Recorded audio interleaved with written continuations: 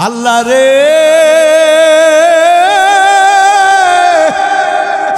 এই গুনাহগুলি নিয়া তোমার দরবারে কেমন করে হাজির হব আল্লাহ বড় ভয় লাগে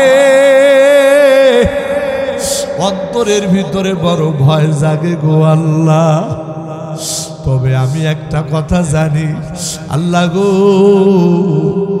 মানুষ যতই গুনাহ করুক না কেন মানুষের এই গুনার শেষেও তো তোমার রহমত আছে গো আল্লাহ আল্লাহ আমি শুনেছি মানুষের গুনাহ যতই বড় হোক না কেন আল্লাহ মানুষের গুনাহ থেকেও নাকি তোমার রহমতের দরিয়া আরো বিশাল ওগো মালিক জীবনে তোমার সিজদা দেই না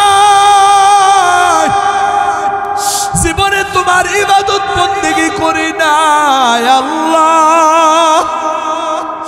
বলতে বড় লজ্জা লাগে কিন্তু তুমি ছাড়া তো আমার আর কেউ নাই গো আল্লাহ আল্লাহ এই নাফরমান বান্দার প্রতি তুমি একটু দয়া করো না এই কথা বলিয়া ওই যুবক ভাইটা কান্নাকাটি করে ওই মা জননী সন্তানের এই বেহাল দশা দেখে মাও কান্নাকাটি করে একটু পরে যুবক মায়ের হাতটা চাপিয়া ধরিয়া মাকে ডাক দিয়া বলে মা আমি তোমারে দুইটা কথা বলবো এক নাম্বার কথা হলো গো মা এই দুনিয়ার থেকে আমার হায়াত যেই কোনো সময় শেষ হয়ে যাবে যেই কোনো সময় আমি হয়তো বা দুনিয়া থেকে বিদায় নিয়ে যাব মা গো মা দুনিয়াতে মানুষ মারা গেলে কোনো মুসলমানের কবরস্থানে দাফন করা হয় ওগো মা আমি মারা যাওয়ার পর আমারে কোনো মুসলমানের কবরে দাফন করিও না আমি যে কত বড় পাপী গো মা আমার পাপের কারণে কবরের মানুষদের আযাব বেড়ে যাবে ওগো মা তোমারে দুইটা ওসিয়ত কইরা যায় এক নাম্বার ওসিয়ত আমার মৃত্যুর পরে তুমি আমারে মুসলমানদের কবরে দাফন করবা না দুই নাম্বার ওসিয়ত ও মা এই দুনিয়ার সবথেকে নিকৃষ্ট প্রাণী হলো কুকুর যদি কুকুর মারা যায় ওই কুকুরের গলা মানুষ রশি লাগাইয়া ওই কুকুরে টানতে টানতে যেমন ময়লার ডাস্টবিনের ভিতরে ফালায় দিয়ে আসে ও গো মা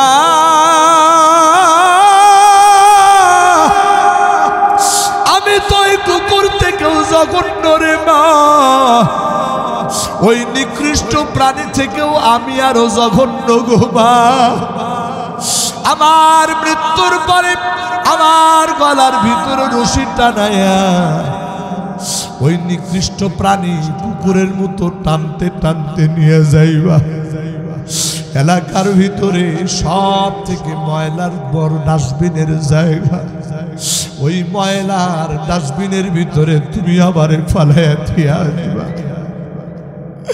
আমার প্রাণের ভাইরা একজন মা সন্তানের মুখের এই কথা শুনিয়া মা বরদাস্ত করতে পারে না আল্লাহরে ডাক দিয়া বলে আল্লাহ আমি মা হইয়া এই দুঃখ আমি কেমন করে সহ্য করব গো আল্লাহ আল্লাহ আমি আর সইতে পারতেছি না গো বাবু এই ঘটনার পরে কিছুক্ষণ পরে ওই যুবক সন্তানটা দুনিয়া থেকে বিদায় হয়ে যায় এবার মা পাগল পারা হইয়া আবার হাসান বস্তির দরবারে চলে আসছে হুজুর গো যেই সন্তানের তওবা পড়ানোর জন্য আসছিলাম আমার সন্তান আর দুনিয়াতে বেঁচে নাই দুনিয়া থেকে বিদায় হয়ে গেছে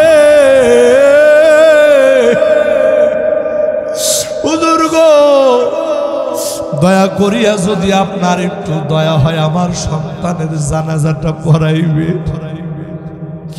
হযরত হাসান বসরি ধমক দেয়, বলে তোমার সন্তান জীবনে নামাজ পড়ে নাই, তোমার সন্তান জীবনে কোনোদিন কোনো নেকির কাজ করে নাই, সারা জীবন ভর শুধু মদ পান করেছে, গুনাহ করেছে।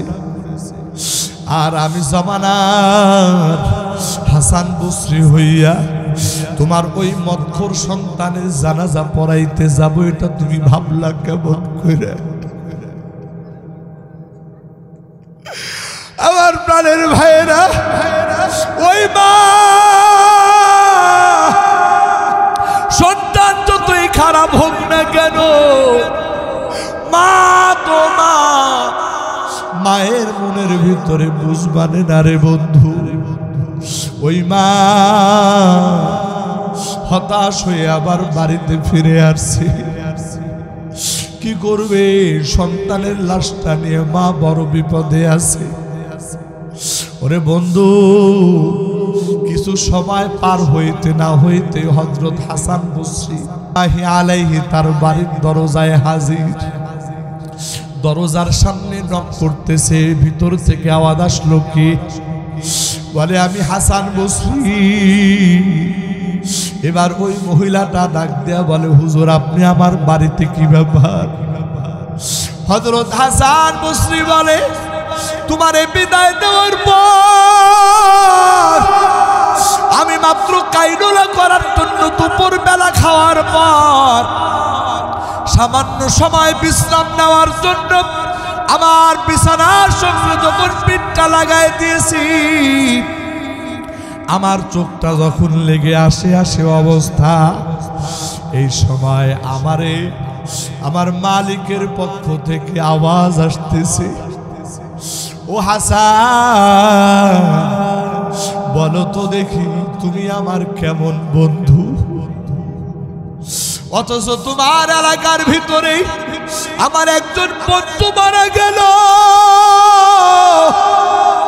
অথচ তুমি নাকি আমার বন্ধু হয়ে বন্ধুর জানাজা পড়াইবা না। হযরতে হাসান বসরি বলতেছে, আমি তাড়াতাড়ি লাফায় উঠে গেলাম।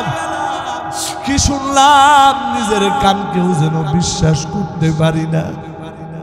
হঠাৎ করে মনে হইল তোমার সন্তানটা তো দুনিয়া থেকে বিদায় হয়ে গেছে।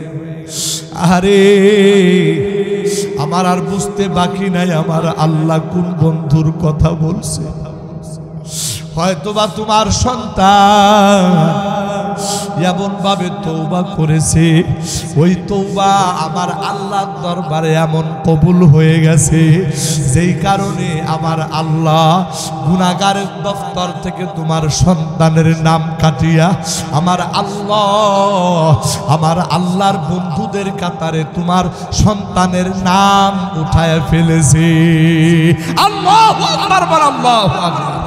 আমার আল্লাহ সর্বপ্রথম যখন মানুষ সৃষ্টি করতে চাইলেন, তখন আমার আল্লাহ বলেন, ওয়া ইয ক্বালা রাব্বুকা লিল মালাইকাতি ইন্নী জাইলুন ফিল আরদি খলিফা ক্বালু আতাজআলু ফিহা মান ইউফসিদু ফিহা ওয়া ইয়াসফিকু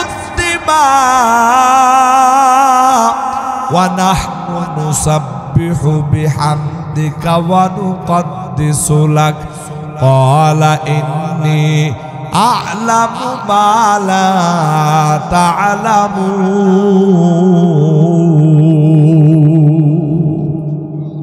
আরেকটু আওয়াজ দিয়ে বলেন আল্লাহু আকবার। আমার আল্লাহ ফেরেশতাদেরকে বললেন, ও ফেরেশতারা, আমি জমিনে আমার প্রতিনিধি, আমার খলিফা বানাতে চাই। ফেরেশতারা ডাক দিয়া বললেন, আল্লাহ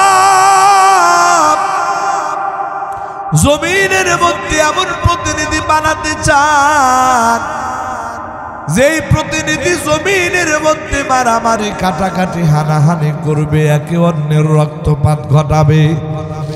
আল্লাহ এই রকম প্রতিনিধি কি না বানাইলেই নয়। অথচ আমরা তো আপনার ইবাদত বন্দেগী করি, আমরা তো আপনার তাসবিহ পাঠ করি আল্লাহ, আমরা তো আপনার প্রশংসা গুণকীর্তন করি, এরপরেও কি আপনার জমিনে প্রতিনিধি পাঠানোর দরকার?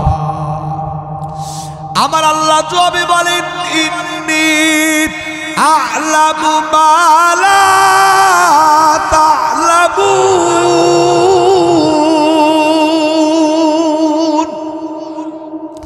আমার আল্লাহ বলে, আমার ফেরেশতারা এই প্রতিনিধি বানানোর ব্যাপারে আমি আল্লাহ যেটা জানি সেটা তোমরা জানো না। ও বন্ধু, এরপরে আল্লাহ রাব্বুল আলামিন আদম আলাইহিস সালাতু ওয়াস সালামকে সৃষ্টি করলেন, জান্নাতের ভিতরে রাখলেন। জান্নাতের ভিতরে রাখার পর ফেরেশতাদেরকে বললে, দেখেন আমার প্রতিনিধি আমি বানায়া ফেলছি। এই প্রতিনিধি আদমকে যখন ফেরেশতারা দেখে আশ্চর্য হয়ে যায়, এত সুন্দর। ও বন্ধু, ঠিক এমন সময় আমার আল্লাহর নির্দেশনামা চলে আসে। আমার আল্লাহ বলেন, ওয়া ইয কুলনা লিল মালাইকাতি ইসজুদু লি আদম ফাসাজাদু ইল্লা ইবলিস আবা ওয়াস্তাকবারা ওয়া কানা মিনাল কাফিরিন।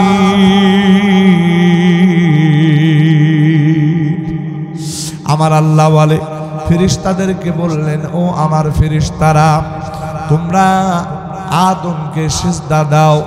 ফাসাজাদু, সমস্ত ফেরেশতারা হযরত আদম আলাইহিস সালাতু ওয়াস সালামকে সিজদা করলেন, কিন্তু একজন ব্যতীত, সেই একজনকে আমার আল্লাহ বলতেছেন, ইল্লা ইবলিস, ইবলিস ব্যতীত। এই ইবলিস হযরত আদমকে সিজদা করলো না। আমার আল্লাহ ইবলিসকে জিজ্ঞেস করে, মা মানা আকা আল্লাহ তাসজুদা ইয আমারতুক। ও ইবলিস, আদমকে সিজদা করা থেকে কোন জিনিস তোমাকে বাধা সৃষ্টি করলো? কোন জিনিস তোমাকে আল্লাহর হুকুম মানতে বাধা দিল? আমার প্রাণের ভাইরা, ওই সময় মিস্টার ইবলিস এই রকম ভাবে আল্লাহর দরবারে যুক্তি দেয়, আনা খায়রুম মিনহু খলাকতানি মিন নারিন ওয়া খলাকতাহু মিন তিন। ইবলিস তখন যুক্তি দেয়, আমি আদম থেকে শ্রেষ্ঠ, কেননা আমি আগুনের তৈরি আর আদম হলো মাটির তৈরি। আগুন যেটা, এটা যখন জমিনের মধ্যে জ্বালায়, এই আগুনটা শুধু উপরের দিকে উঠতে থাকে, আর মাটি এটা জমিনের দিকে থেকে যদি উপরের দিকে মারে, কিছু দূর যাওয়ার পরে যতটুকু গতিতে উপরে যায়, এর থেকেও বেশি গতিতে এই মাটিটা আবার নিচে নেমে আসে। তার মানে হলো আগুন এটা তো জ্বালাইলে উপরের দিকে জ্বলে, আর আগুন আর মাটি যেটা, এটা তো নিচের দিকে নামে।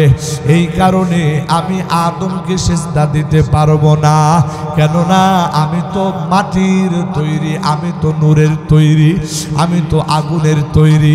এই কথা বলিয়া মিস্টার ইবলিস আমার আল্লাহর সামনে যুক্তি দেয়। আমার আল্লাহ বলে, ওয়া কানা মিনাল কাফিরিন। আমার আল্লাহ এই যুক্তি দেওয়ার কারণে মিস্টার ইবলিসকে কাফেরদের দলভুক্ত করে দেয়।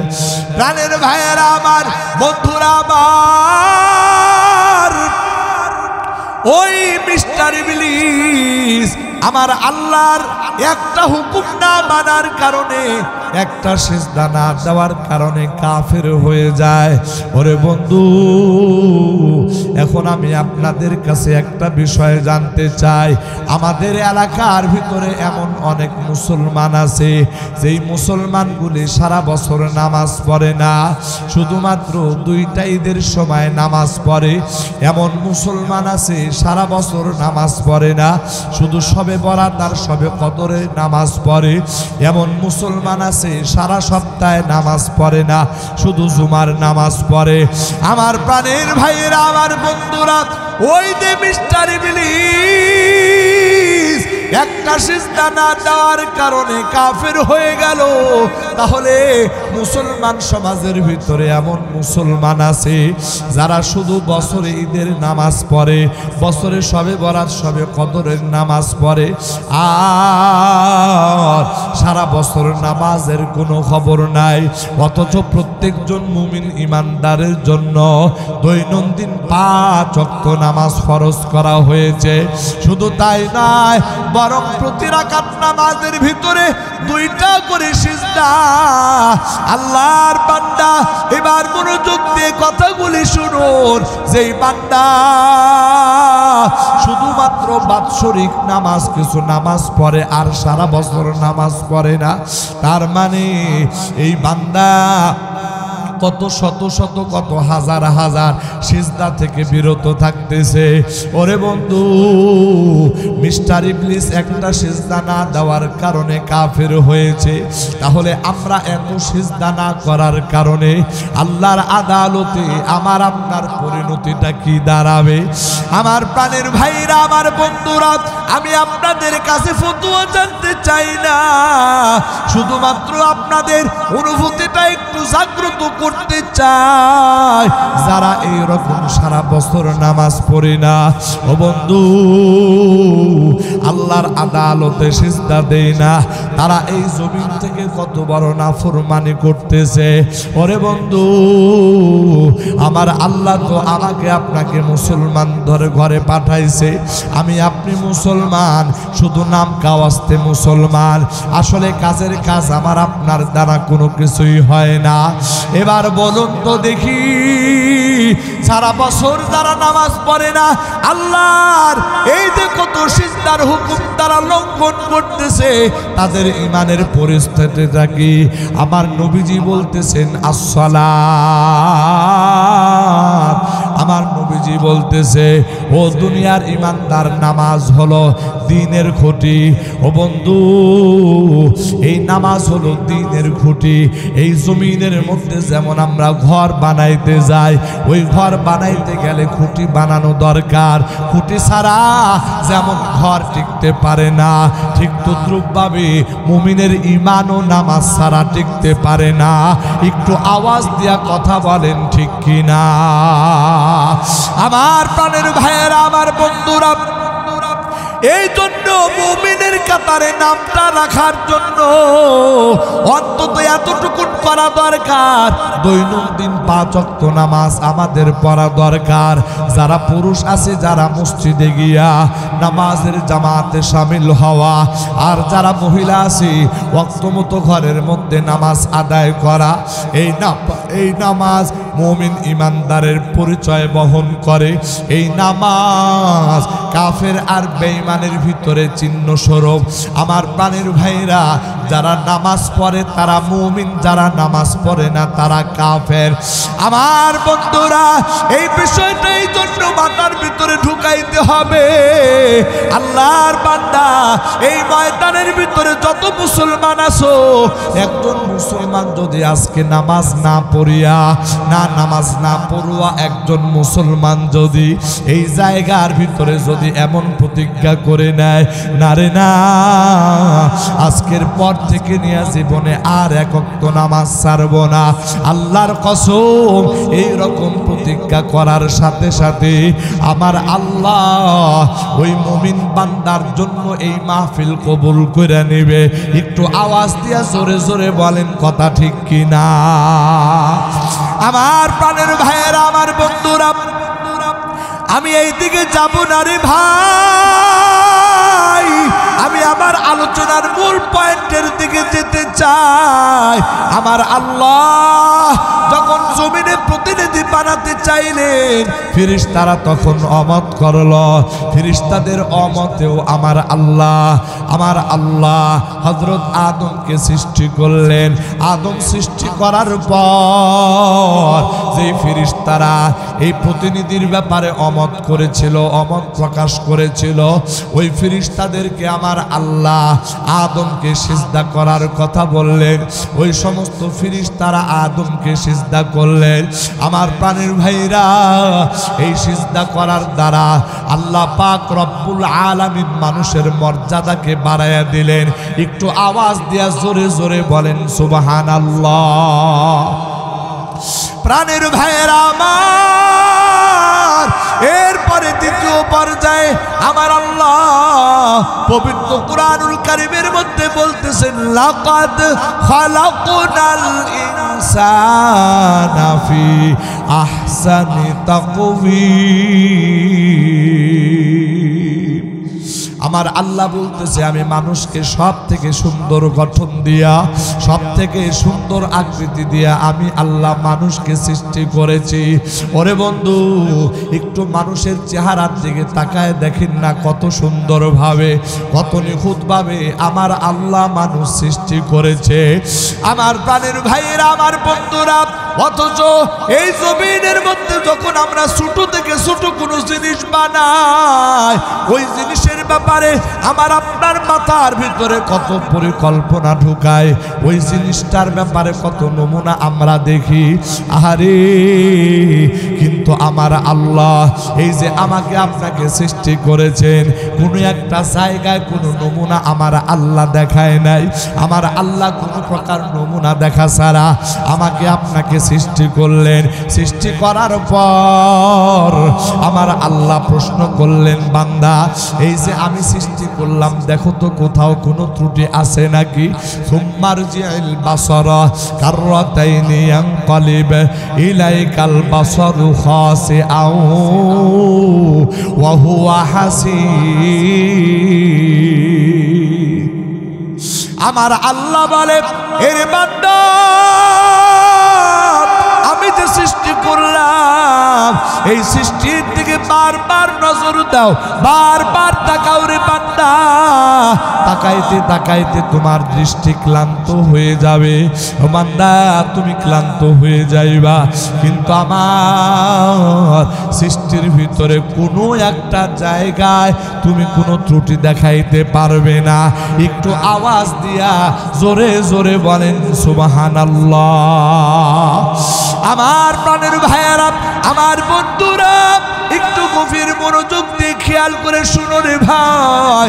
আমার আল্লাহ এই যে সামান্য একটা আঙ্গুল, এই আঙ্গুলের মাথার ভিতরে আমার আল্লাহ প্রতিটা আঙ্গুলের ভিতরে ডিজাইন দিয়েছেন।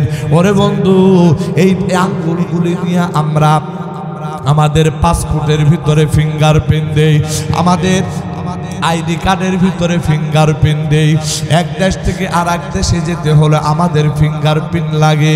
ওরে বন্ধু, একটু খেয়াল করে দেখুন না কেন আমার আল্লাহ এই আঙ্গুলের মাথার ভিতরে কেমন কারিশমা ঢুকায় দিয়েছে। এই আঙ্গুলের মাথার ভিতরে যেই ডিজাইন দান করেছে, এইরকম ডিজাইন দুনিয়ার সমস্ত মানুষের আঙ্গুলের মাথায় দান করেছে। কিন্তু যখন আঙ্গুলের ফিঙ্গারপ্রিন্ট দেওয়া হয়, এই আঙ্গুলের ফিঙ্গারপ্রিন্টটা নেওয়া হয়, ওরে বন্ধু, এটা কেন নেওয়া হয়? বলে, এটা দুনিয়ার কোটি কোটি মানুষ যদি এক জায়গায় আঙ্গুলের ফিঙ্গারপ্রিন্ট দেওয়া হয়, তাহলে কোনো দুইজন মানুষের আঙ্গুলের ফিঙ্গারপ্রিন্ট একরকম হইতে পারে না। একটু আওয়াজ দিয়া জোরে জোরে বলেন সুবহানাল্লাহ। আমার আল্লাহ বলে, এর বান্দা, তুমি কেন দূরে যাইবা? বরং তুমি তোমার নিজের ভিতরে চিন্তা করো। আমার আল্লাহ বলতেছেন, ওয়াফি আনফুসিকুম আফালা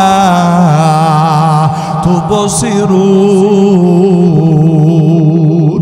আমার আল্লাহ বলতেছে বান্দা তোমার দুনিয়া নিয়ে চিন্তা করার দরকার নাই, আসমান জমিন নিয়ে চিন্তা করার দরকার নাই, পাহাড় পর্বতমালা নিয়ে চিন্তা করার দরকার নাই, বরং তুমি তোমার 3.5 হাত বডি নিয়ে চিন্তা করো।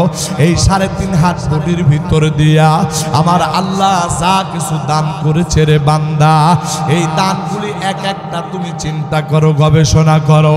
আমার প্রাণের ভাইয়েরা, এই যে 2টা হাত আমার আল্লাহ দান করেছে, 2টা পা আমার আল্লাহ দান করেছে, 2টা চোখ আমার আল্লাহ দান করেছে। ওরে বন্ধু, এই সমস্ত কিছু আমার আল্লাহ দান করেছে। আরে দুনিয়ার কোনো মানুষের কোনো একটা অঙ্গ প্রত্যঙ্গ যদি বিকল হয়ে যায়, আল্লাহর কসম গোটা দুনিয়ার সমস্ত মানুষ মিলিয়াও ওই মানুষটার ওই অঙ্গের কোনো ক্ষতিপূরণ দিতে পারবে না। একটু আওয়াজ দিয়া জোরে জোরে বলেন কথা ঠিক কিনা? আমার প্রাণের ভাইয়েরা, এই দুনিয়া এত উন্নত হয়ে গেছে, এই দুনিয়া জ্ঞান বিজ্ঞানে এত দূর আগায় গিয়েছে, কিন্তু আজও পর্যন্ত মানুষের দেহের মধ্যে যত অঙ্গ প্রত্যঙ্গ আছে, এই অঙ্গ প্রত্যঙ্গের মতো বিকল্প কোনো কিছু তারা বানাইতে পারে নাই। শুধু তাই নয়, কিয়ামত পর্যন্ত এটা সম্ভব হবে না। একটু আওয়াজ দেয়া কথা বলেন ঠিক কিনা? আমার প্রাণের ভাইয়েরা, আমার বন্ধুরা, আমার আল্লাহ এত নিকটভাবে সৃষ্টি করার পরেও এরপরেও দুনিয়াতে একদল নাস্তিক আছে আমার আল্লাহর সৃষ্টিতে ভুল ধরতে চায়। ওরে বন্ধু, অনেক আগের জামানার একটা ছোট্ট ঘটনা। এক লোক নাস্তিক ছিল, আল্লাহর বিশ্বাস করত না, এই জন্য কথায় কথায় মুসলমানদের সঙ্গে তার তর্ক হইতো। বলে তোমার আল্লাহ আছে, তার দলিল কি? এই রকম বহু রকম কথাবার্তারা বলতো। আমি আমার আলোচনা লম্বা করতে চাই না, এই জন্য সংক্ষিপ্ত কথা বলতে চাই। আমার প্রাণের ভাইয়েরা, ওই আল্লাহর বান্দা নিজে নিজেই অনেক সময় অনেক বিষয় চিন্তা করত।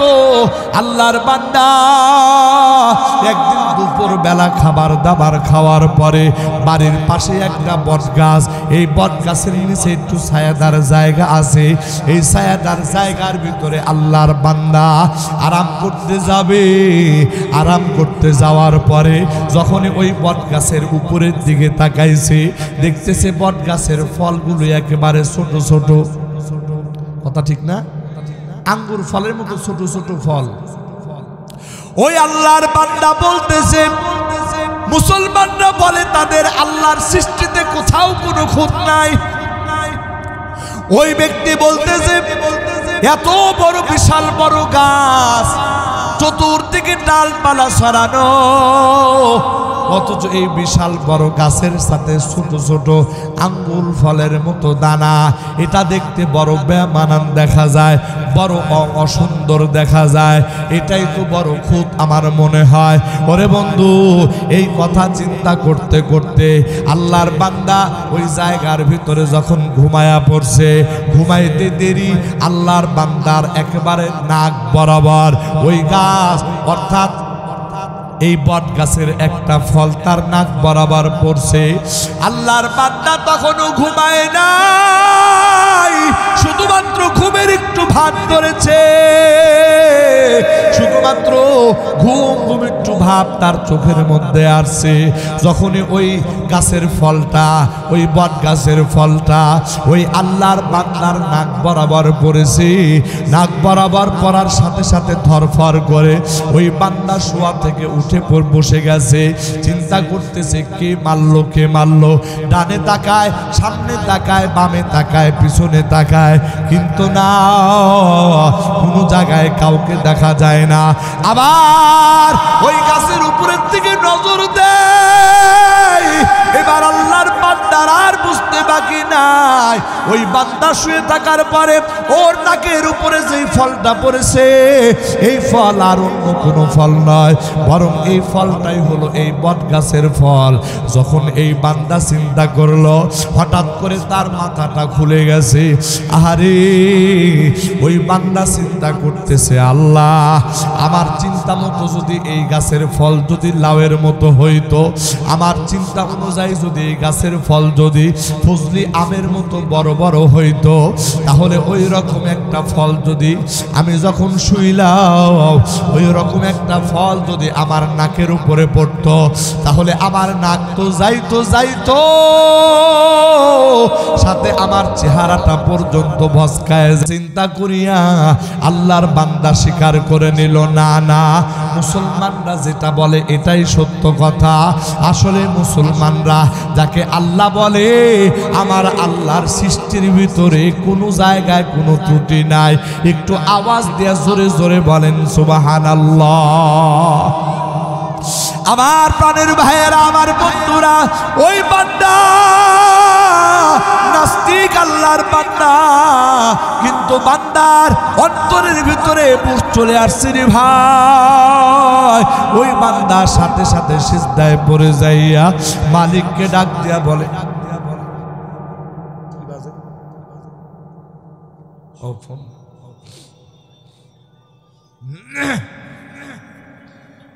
ওই বান্দা সিজদার ভিতরে পড়িয়া আল্লাহকে ডাক দেয়া বলে, আল্লাহ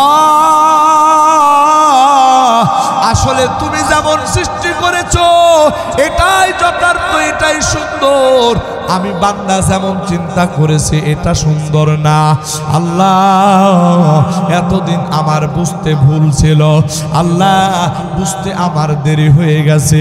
আমি আমার জীবনে বড় নাফরমানি করে ফেলেছি, আর নাফরমান থাকতে চাই না। আমি আপনার গোলাম হয়ে যেতে চাই। এই কথা বলিয়া আল্লাহর বান্দা আর দেরি না করিয়া কালিমা পড়ে নেয়, লা ইলাহা ইল্লাল্লাহ,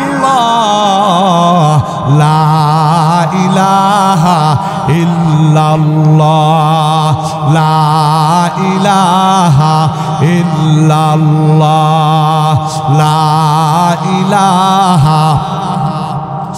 আমার প্রাণের ভাইয়েরা, ওই বান্দা আর দেরি করে না। ওই বান্দা তাড়াতাড়ি কালিমা পড়ে মুসলমান হয়ে যায়। এই জন্য আমার আল্লাহ বলতেছে, ওয়াফি আনফুসিকুম আফালা তুবসিরুন। আমার আল্লাহ বলে, এ বান্দা এই জমিনে তুই অহংকার করো। বান্দারে তোর হাতকে দিল, তোর পাকে দিল, তোর জবানটাকে দিল, তোর চোখকে দান করেছে। একটা বার কি তুই একটু চিন্তা করো, আহা এমন অহংকার, এমন স্বৈরাচারী মনোভাব নিয়ে আল্লাহর জমিনে শাসন কায়েম করেছে। এখন ওই শাসকরা আজকে দুনিয়াতে লাঞ্ছিত আর বঞ্চিত। একটু আওয়াজ দিবেন, কথা ঠিক কিনা? বর্তমান ধানমন্ডি 32-এর অবস্থা এটা আপনাদের সবারই জানা। এই কথা প্রমাণ করে এই জমিনে আল্লাহর সাথে নাফরমানি করে যারা আলেম উলামাদের সাথে বেয়াদবি করবে, আল্লাহর প্রিয় বান্দাদের সাথে বেয়াদবি করবে, আমার আল্লাহ তাদেরকে কখনোই ছেড়ে দেবে না। একটু আওয়াজ দিবেন, কথা ঠিক কিনা? এত ক্ষমতার দাপট, এত অহংকার, এত জুলুম কোথায় ছিল? সব একেবারে মাটির সাথে মিলেমিশে একাকার হয়ে গেছে। আমার প্রাণের ভাইয়েরা, আমার বন্ধুরা, এই জন্য আমার আল্লাহ বলে, বান্দা এই যে আমি আল্লাহ তোমারে এত কিছু দান করলাম, ও বান্দা আমার দান তো এতটুকু নেই, শেষ নয়। আমার আল্লাহ বলতেছে, বান্দা সর্বপ্রথম আমি মানুষ সৃষ্টি করলাম। ওরে বন্ধু, ওই মানুষ সৃষ্টি করার ইতিহাস আমি আপনাদের সামনে তুলে ধরলাম। এরপরে আমার আল্লাহ এই মানুষকে সব থেকে সুন্দর গঠন দেয়া সৃষ্টি করলেন, এই কথাও আমি আপনাদের সামনে আলোচনা করলাম। এরপরে তৃতীয় ধাপে আমার আল্লাহ বলতেছে, আমার আল্লাহ পবিত্র পবিত্র কোরআনুল কারিমে বলতেছেন ওয়ালাকাদ কাররামনা বানি আদম ওয়া হামালনাহুম ফিল বাররি ওয়াল বাহর ওয়া রাযাকনাহুম মিনাত তাইয়্যিবাত ওয়া ফাদ্দালনাহুম আলা কাসীরিম মিম্মান খালাকনা তাফদীলা। একটু আওয়াজ দিবেন আল্লাহু আকবার। আমার আল্লাহ বলতেছে বান্দা আমি আল্লাহ শুধু তোমাদেরকে সুন্দর গঠন দিয়ে সৃষ্টি করে ক্ষান্ত হই নাই, বরং আমি আল্লাহ এই জমিনে যত মাখলুক বানাইছি রে বান্দা, এই সমস্ত মাখলুকাতের মধ্যে কাররামনা বানি আদম, এই বনি আদমকে আমি আল্লাহ সব থেকে বেশি মর্যাদাবান করেছি।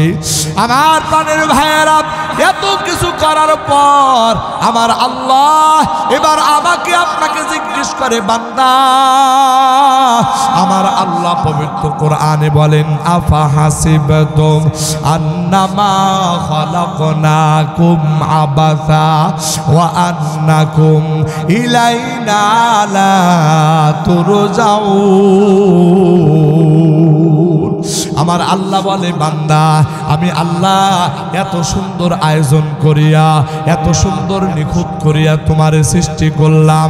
এ বান্দা আমি যে তোমাকে সৃষ্টি করলাম, আমি যে তোমারে বানাইলাম, আবাসা আমি কি অহেতুক তোমাকে বানাইলাম নাকি?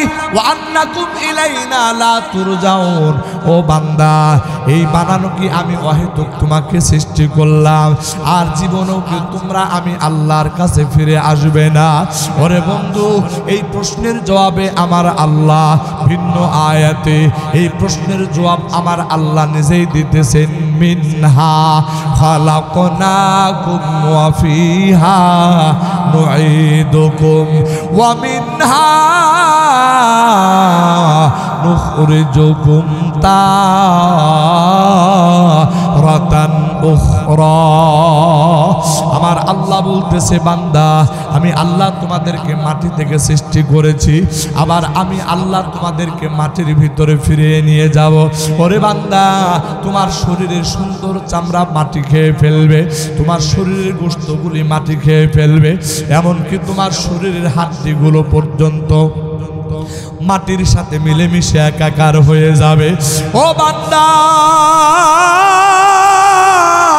এইরকম পরিস্থিতি হওয়ার পর আমি আল্লাহ পুনরায় আবার ওই মাটি থেকে তোমাদেরকে জীবিত অবস্থায় আমি আল্লাহ আমার দরবারে উদ্ধার করব, আমার দরবারে তোমাকে হাজির করব।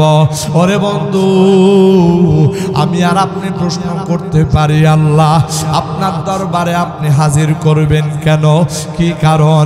আমার আল্লাহ এই প্রশ্নের জবাবে আমার আল্লাহ পবিত্র কোরআনুল কারীমে সূরাতুল মুলকের ভিতরে বলেন আল্লাযী খালাকাল মাউতা ওয়াল হায়াতা লিয়াবলুয়াকুম আইয়ুকুম আহসানু আমালা ওয়া হুয়াল আজিজুল গফুর। আমার আল্লাহ বলতেছে বান্দা আমি আল্লাহ হায়াত আর মৌত সৃষ্টি করলাম কেন রে বান্দা? আমি আল্লাহ তোমাদেরকে পরীক্ষা করার জন্য যে তোমরা কোন কোন বান্দা ভালো ভালো আমল করো। আমার প্রাণের ভাইয়েরা, আমার বন্ধুরা, এই আয়াতে কারিমা থেকে আমার আল্লাহ এই কথাই বুঝাইতে চান, ও বান্দা আমি আল্লাহ তোমাকে 30 বছর 40 50 80 বছরের হায়াত দান করলাম। ও বান্দা এই হায়াত শেষ হয়ে যাওয়ার পর ও বান্দা তোমরা আমি আল্লাহর দরবারে হাজির হইয়া যাইবা। ওরে বন্ধু আল্লাহর দরবারে যখন হাজির হয়ে যাব আমার আল্লাহ তখন আমাকে আপনাকে প্রশ্ন করবে 5টা। এই 5টা প্রশ্নের ভিতরে 1 নাম্বার প্রশ্ন হবে আন উমরিহি ফিমা আফনা। এ বান্দা তোমারে 30 40 50 80 বছর 100 বছর হায়াত দান করেছিলাম। এ বান্দা ওই হায়াতে জিন্দেগির ভিতরে তুমি কি কি আমল করেছো? তোমার জীবনের মূল্যবান সময়টা তুমি কোন কোন কাজে ব্যয় করেছ? এ বান্দা আমার দরবারে হিসাব দিয়ে যাও। ওরে বন্ধু, ওই দিন আল্লাহর আদালতে হিসাব দেওয়ার জন্য আমি আর আপনি কতটুকু প্রস্তুত আছি, এই বিষয়টা একটু চিন্তা ভাবনা করা দরকার। আমার প্রাণের ভাইরা, আমার বন্ধুরা, আল্লাহর আদালতে যেদিন দাঁড়ায় যাব রে, ওই দিন আমার আপনার আমল নামাগুলি সব প্রকাশ হয়ে যাবে। দেখা যাবে ওই আমল নামার ভিতরে নামাজ নাই, দেখা যাবে ওই আমল নামার ভিতরে রমজান মাসের রোজা নাই, ওই আমল নামার ভিতরে জিকির নাই, ওই আমল নামার ভিতরে কোরআন তিলাওয়াত নাই। আমার প্রাণের ভাইরা, আমার বন্ধুরা, ওই আমল নামার ভিতরে নেকি নাই, শুধু গুনার গুনাহ। আল্লাহর বান্দা, ওই আমল নামা যেদিন আল্লাহর দরবারে প্রকাশ হয়ে যাবে, আরে ওই দিন তো লজ্জায় মাথা নত হয়ে যাবে রে ভাই।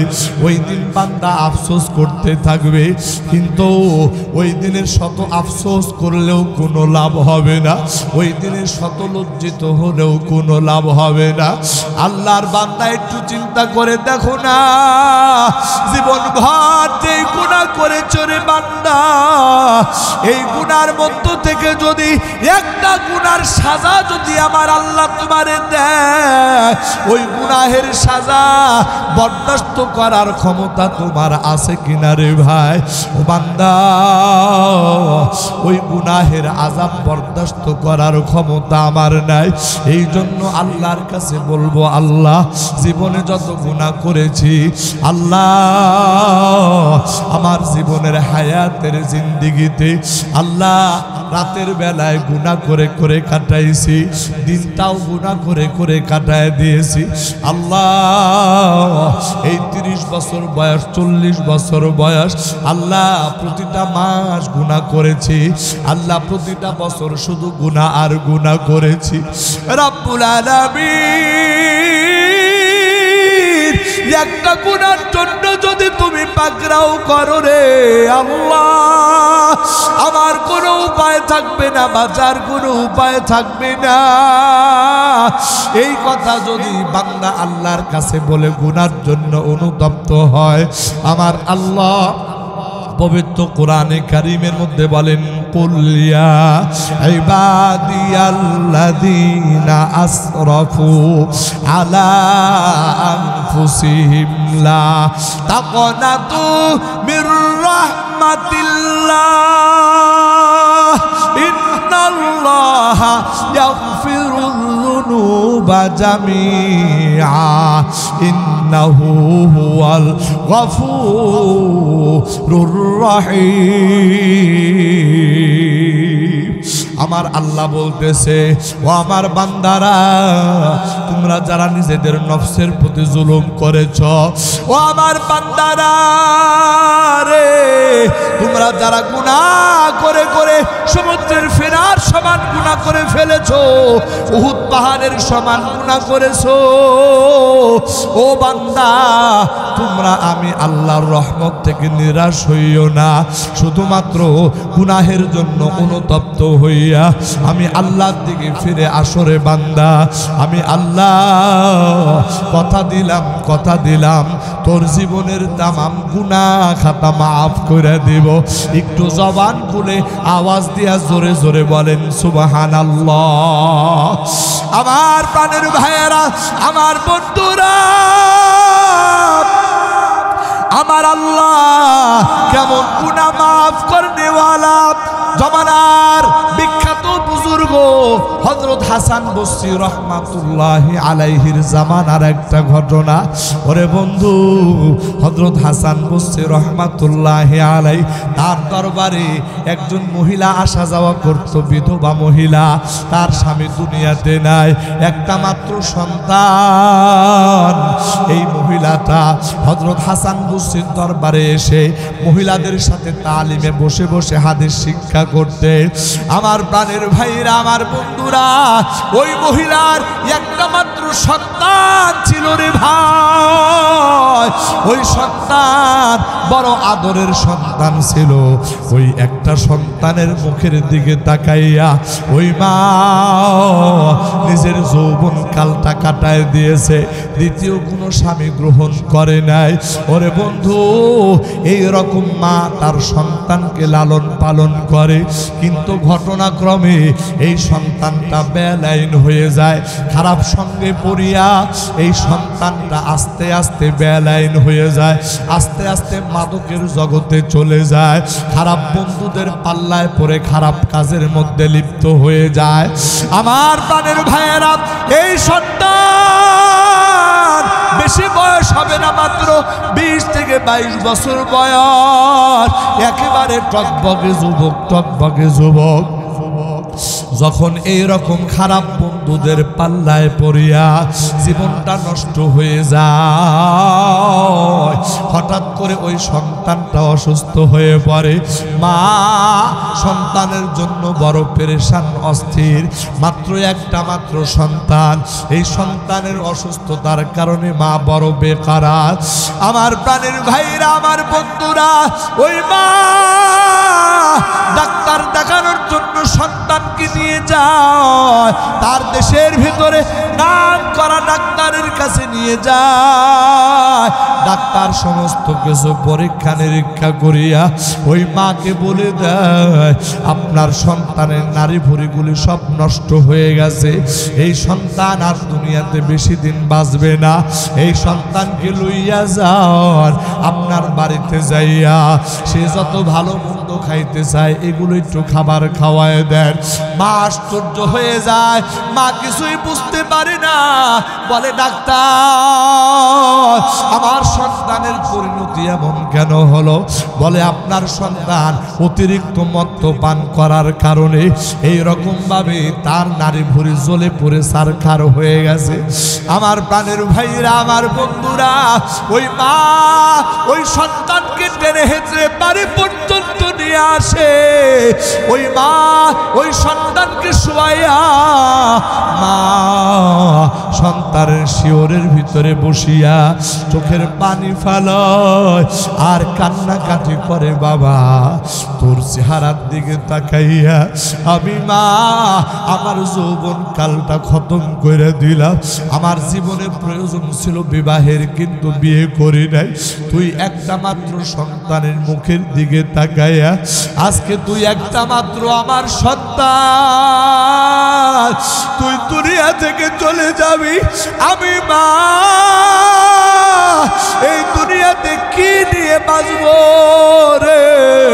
আমার বন্ধুরা, ওই মা এই কথা বলিয়া সন্তানের গলা জড়াইয়া ধরিয়া কান্নাকাটি করে, কান্নাকাটি করে, কান্নাকাটি করে।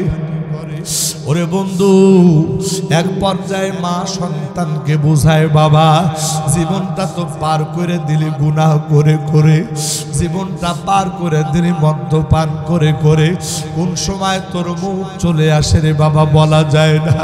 চল না জমানার বিখ্যাত বুজুর্গ হযরত হাসান বস্তির কাছে চল, হাসান বস্তির কাছে যাইয়া তোরে তওবা পড়ায় নিয়ে আসি।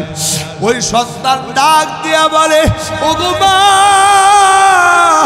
আমি জীবনে যত অন্যায় করেছি হাসান বস্তির দরবারে যাব।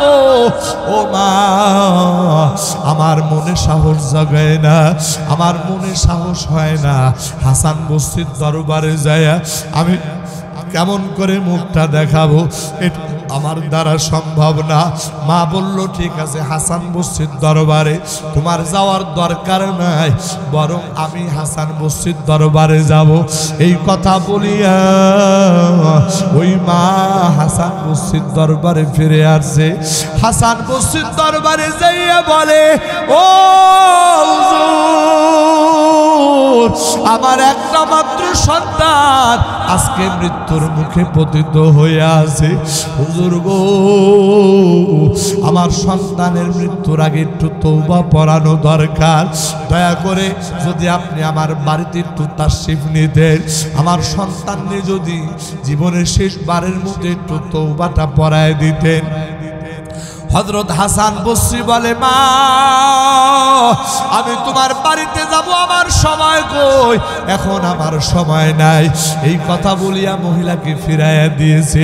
হযরত হাসান বসরি রহমাতুল্লাহি আলাইহি ওই মহিলার বাড়িতে যায় না।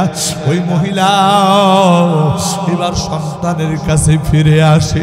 সন্তানের কাছে ফিরে এসে ডাক দিয়া বলে, ও বাবা, তুই এত বড় গুনাহগার, তোর কথা শুনিয়া হাসান বসরি তোরে তওবা পর্যন্ত পড়াইতে চায় না। এই কথা বলিয়া মা জননী চোখের পানি ফেলাইয়া কান্নাকাটি করে। আর ওই যুবক তারও চোখের পানি চলে আসে, কাঁদতে কাঁদতে হেসকে উঠে গেছে। ওই যুবক মালিকের দরবারে ডাক দিয়া বলে, ও আল্লাহ, এই দুনিয়াতে আমি এত বড় গুনাহগার, হাসান বসরির মতো মানুষ আমারে তওবা পড়াইতে চায় না। আল্লাহ রে,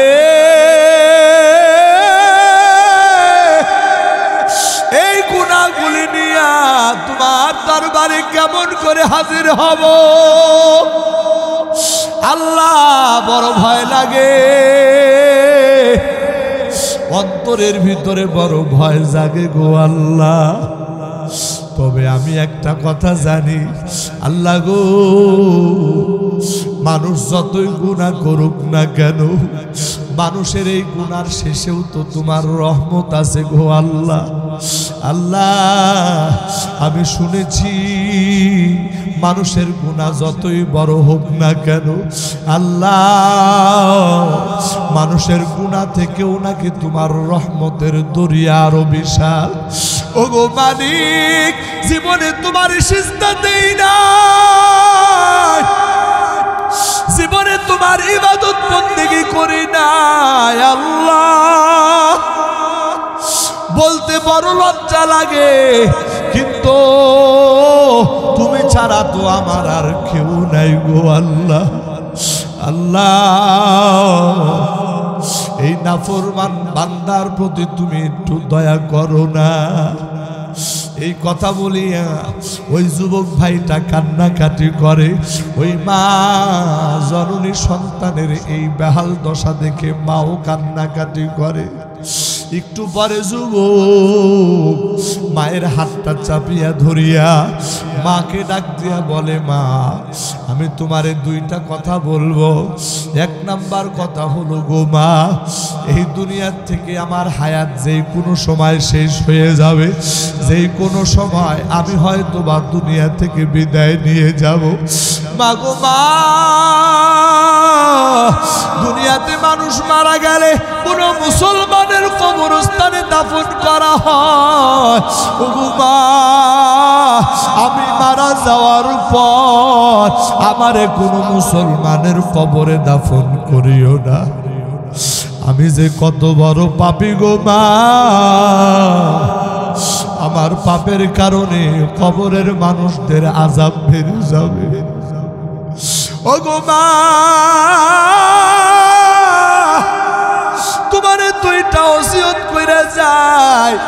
এক নাম্বার ওসিয়ত, আমার মৃত্যুর পরে তুমি আমারে মুসলমানদের কবরে দাফন করবা না। দুই নাম্বার ওসিয়ত, ও মা, এই দুনিয়ার সব থেকে নিকৃষ্ট প্রাণী হলো কুকুর। যদি কুকুর মারা যায়, ওই কুকুরের গলা মানুষ রশি লাগাইয়া ওই কুকুরে টানতে টানতে যেমন ময়লার ডাস্টবিনের ভিতরে ফালায় দিয়ে আসে। ও গো মা,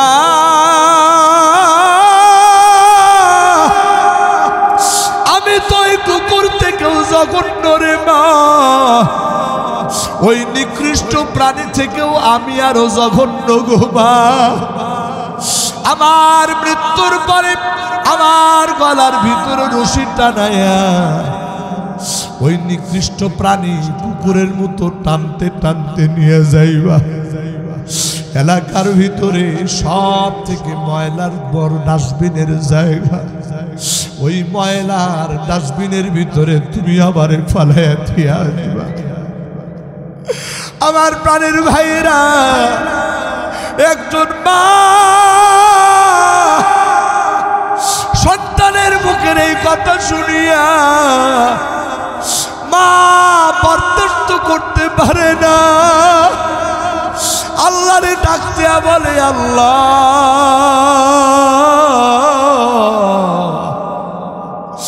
আমি মা হইয়া এই দুঃখ আমি কেমন করে সহ্য করব গো আল্লাহ। আল্লাহ আমি আর সইতে পারতেছি না গো বাবু। এই ঘটনার পরে কিছুক্ষণ পরে ওই যুবক সন্তানটা দুনিয়া থেকে বিদায় হয়ে যায়।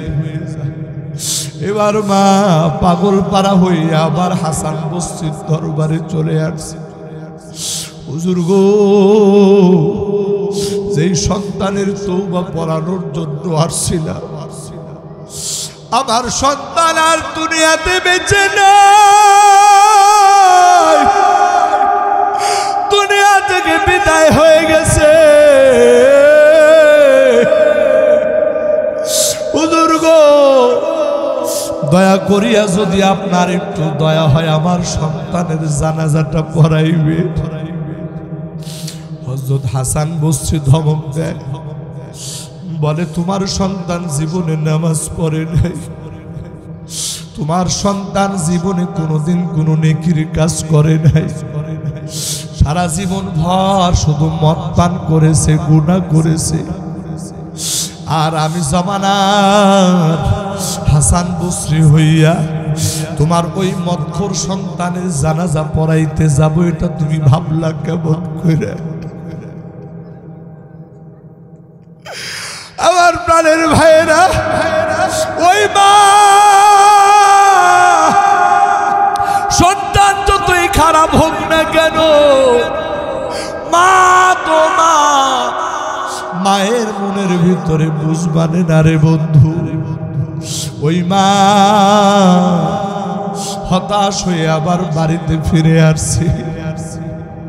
কি করবে? সন্তানের লাশটা নিয়ে মা বড় বিপদে আছে।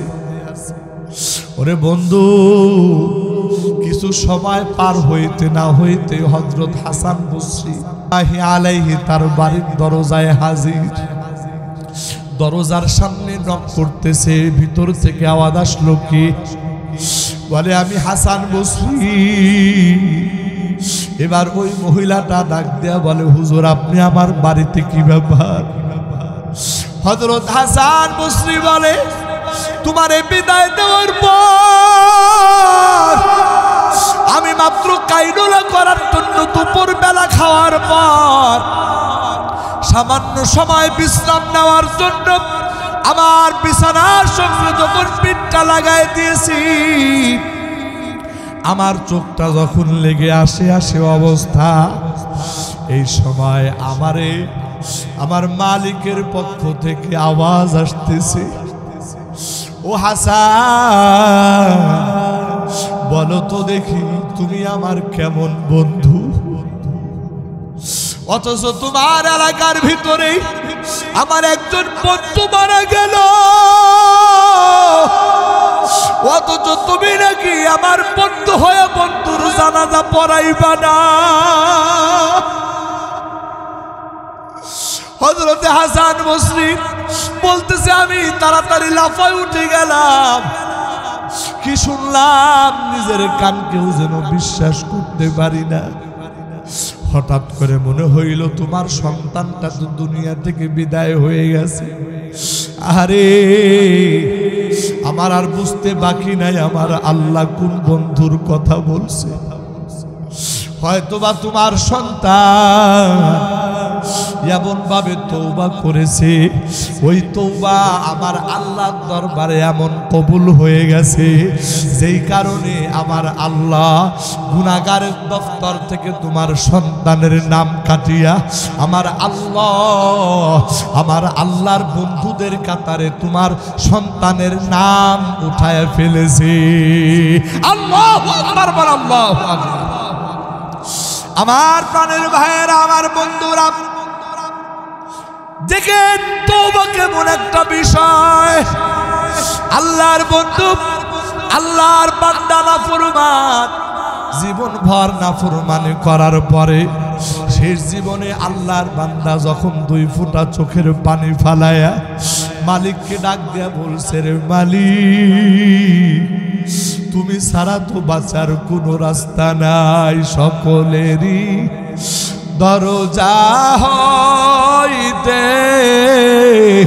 আল্লাহ ফিরিয়া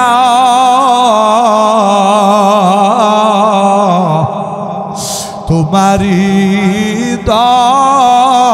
দরজায় রইলাম ভরিয়া। তুমি যদি মাফ না করো আল্লাহ বান্দারে, বলো তোমার বান্দা যাবে কার কাছে? আদর করিয়া মানুষ আল্লাহ বানায়া, আদর করিয়া মানুষ আল্লাহ বানায়া,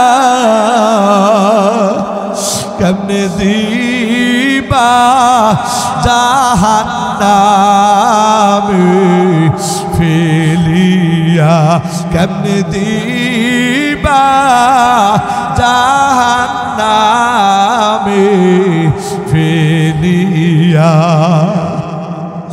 আমার আগলা পূর্ব পাড়ার মুসলমান ভাইয়েরা, আমি অদম গুনাহগার, আপনাদের মাঝে কথাগুলি এই জন্য বললাম। আল্লাহর বান্দারে, আল্লাহর বান্দা, এই জমানায় আমরা তো গুনাহ করতে করতে করতে করতে জীবনটা বরবাদ করে ফেলেছি। এমন কোন বান্দা নাই যেই বান্দা এই কথা বলতে পারে আমার জীবনে কোনো গুনাহ নাই। আমার প্রাণের ভাইয়েরা, আমার বন্ধুরা, এই গুনাহ লইয়া আল্লাহর আদালতে কেমন করে হাজির হইবা? আল্লাহর বান্দা অন্তরের ভিতরে কি ভয় জাগে না? আল্লাহর দরবারে কেমন করে যাইবা একটু কি চিন্তা লাগে না? একটু কি টেনশন লাগে না?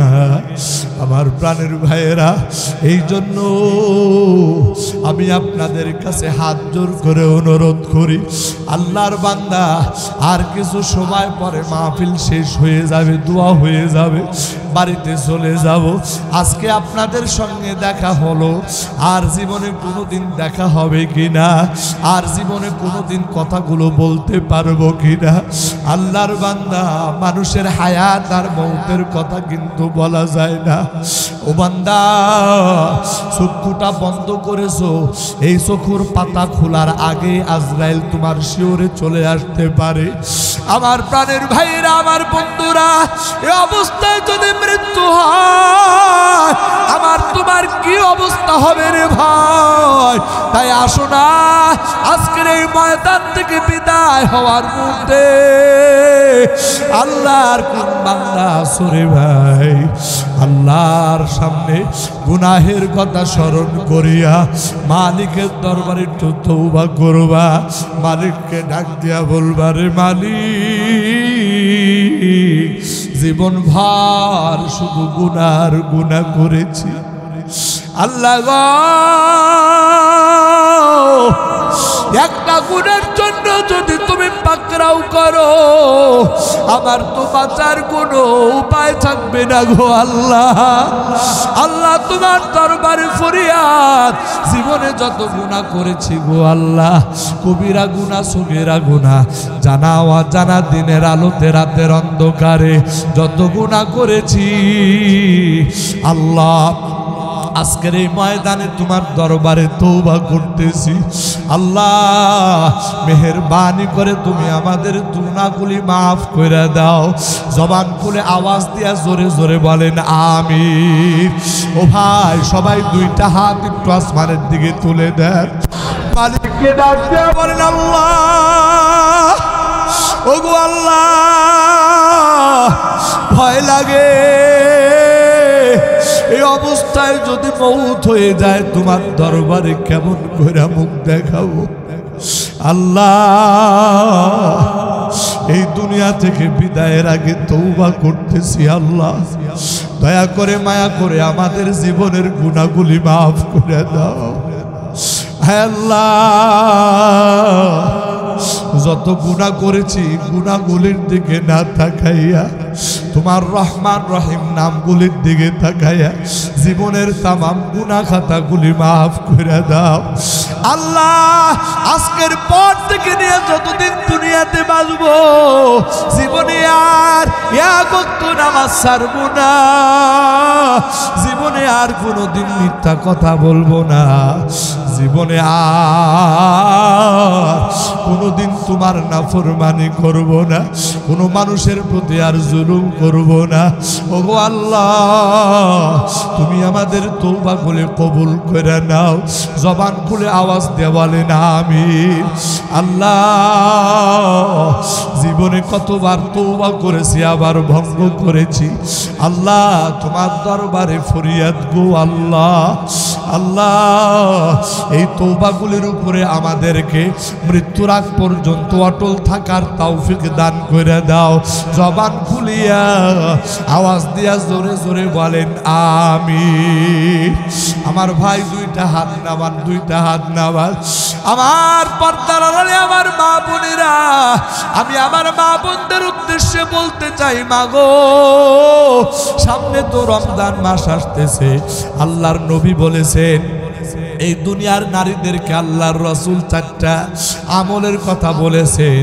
এই চারটা আমল নিয়ে যদি কোনো নারী যদি আল্লাহর দরবারে হাজিরা দেয়, আমার আল্লাহ ওই নারীর জন্য জান্নাতের 8 দরজা খুলে দিবে। 1 নাম্বার আমল 5 ওয়াক্ত নামাজ আদায় করবা, সময় মতো আদায় করবা। 2 নাম্বার আমল রমজান মাসের রোজা রাখবা। 3 নাম্বার আমল পর্দার বিধান মেনে চলবা। 4 নাম্বার আমল, স্বামী যদিও কালো হাফসি হয়, স্বামীও যদিও গোলাম হয়, এরপরে ওই স্বামীর কথা মতো চলবা। এই 4টা আমল নিয়ে যদি দুনিয়ার কোন নারী এরকম আল্লাহর আদালতে হাজিরা দেয়, আমার আল্লাহ ওই নারীর জন্য জান্নাতের 8 দরজা খুলে দিবে। ওগো আল্লাহ, তুমি আমার মা বোনদেরকে ওরা বেয়া বস্তুর মতো কবুল করে নাও। জবান খুলে আওয়াজ দিয়া জোরে জোরে বলেন আমিন। আমার প্রাণের ভাইরা, আমার বন্ধুরা, আমি আলোচনা আর বেশি লম্বা করতে চাই না। আর কিছু সময় পরে আপনাদের মাঝে দোয়া করব রে বন্ধু। আমি একজন মুসাফির মানুষ, আমি একজন আলেম মানুষ, যদিও বা গুনাহগার, কিন্তু এইরকম মুসাফির বান্দা দোয়া করলে আল্লাহ কবুল করে নেয়।